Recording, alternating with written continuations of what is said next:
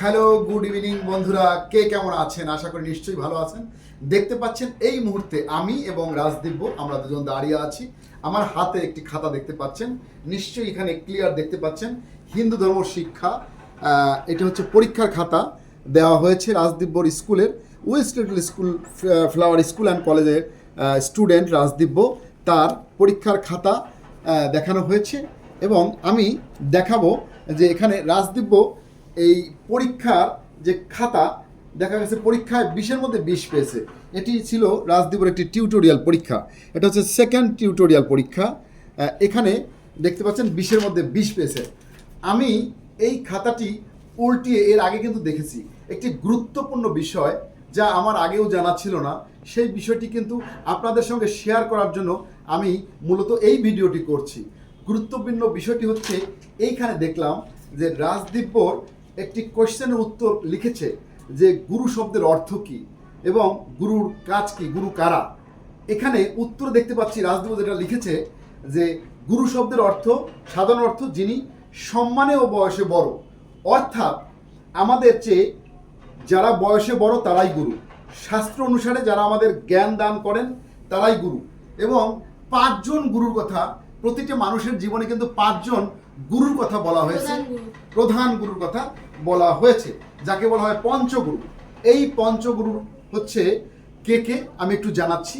রাজদীপ যেমনটি লিখেছে এখানে, পিতা মাতা জ্যেষ্ঠ ভ্রাতা। পিতা একজন, মাতা 2, 3 নম্বর হচ্ছে জ্যেষ্ঠ ভ্রাতা মানে বড় ভাই, 4 নম্বর হচ্ছে শিক্ষক এবং 5 নম্বর শিক্ষা দীক্ষা গুরু। তার মানে কি আমাদের এই মানব জীবনে 5 জন গুরু আছেন, প্রধান গুরু 5 জন। চিন্তা করতে পারেন যে মানে কোথায় এদের স্থান রয়েছে। যেমন পিতা মাতা, আবার এর মধ্যে কিন্তু মহাগুরু হচ্ছেন পিতা মাতা।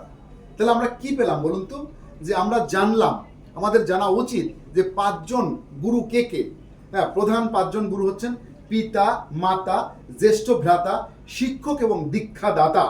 আর এই 5 জনের মধ্যে আবার মহাগুরু হলেন পিতা মাতা। রাজদীপ তুমি কোন ক্লাসে পড়ো?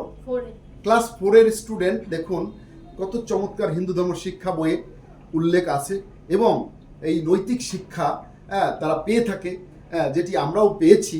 তারপর কিন্তু আমার কিন্তু এই 5 জন গুরুর নাম কিন্তু কখনোই জানা ছিল না, যেটি আমি আজ জানলাম, শিখলাম, আমার খুব ভালো লাগলো। এবং দেখা যাচ্ছে এখানে এই যে প্রশ্নের উত্তর কিন্তু রাজদীপ 20-এর মধ্যে 20 পেয়েছে। এখানে কোয়েশ্চেন আনসার যেটা আছে তাতে 8-এর মধ্যে 8 এবং এ পাশে ব্রড কোশ্চেন যেটা, এবং এ পাশে দেখতে পাচ্ছি এগুলি কি, এগুলি শর্ট কোশ্চেনেতে রাজদীপ 6-এর মধ্যে 6 পেয়েছে। এবং এই পাশে আছে শূন্যস্থান পূরণ, ফিল ইন দ্য ব্ল্যাঙ্কস, মানে শূন্যস্থান পূরণ নেও রাজদীপ 6-এর মধ্যে 6 পেয়েছে। ইন টোটাল 20-এর মধ্যে রাজদীপ 20 নম্বরই পেয়েছে। অত্যন্ত আনন্দের কথা। আমি একটু রাজদীপকে জিজ্ঞেস করব, এখানে কিছু শূন্যস্থান পূরণ তুমি লিখেছো এবং খাতায় দেখতে পাচ্ছি উত্তর হয়েছে, সঠিক হয়েছে, এবং শিক্ষক তোমার যিনি টিচার তিনি কিন্তু তোমাকে সঠিক নাম্বার দিয়েছেন। তোমাকে জিজ্ঞেস করো, তুমি দর্শকদের বলবা ধার্মিক ব্যক্তি সর্বদা ব্যাস রক্ষা করেন প্রতিজ্ঞা। ও ভেরি গুড, কি চমৎকার করে বলেছেন। ধার্মিক লোকেরা সবসময় তাদের প্রতিজ্ঞা রক্ষা করেন।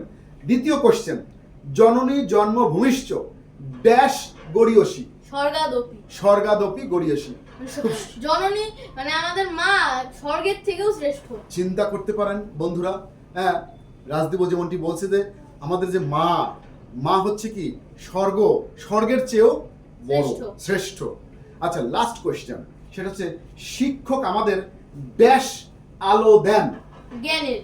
শিক্ষক আমাদের জ্ঞানের আলো দেন। এই কোয়েশ্চেনের উত্তরটা শুনে সত্যি হৃদয়টা ভরে গেল। আমার যারা শিক্ষক আছেন, আমাদের যারা শিক্ষক আছেন, প্রত্যেক শিক্ষকের প্রতি আমার এই স্যালুট থাকলো।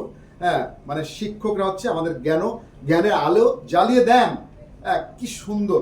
দেখুন নৈতিক, এই যে হিন্দু ধর্ম এবং নৈতিক শিক্ষা, এই কারণেই বলা হয় এই সাবজেক্টের নাম কিন্তু এমনি এই হিন্দু ধর্ম এবং নৈতিক শিক্ষা, আমাদের নীতি নৈতিকতা ধর্ম কথা এগুলি শিক্ষা দেয়।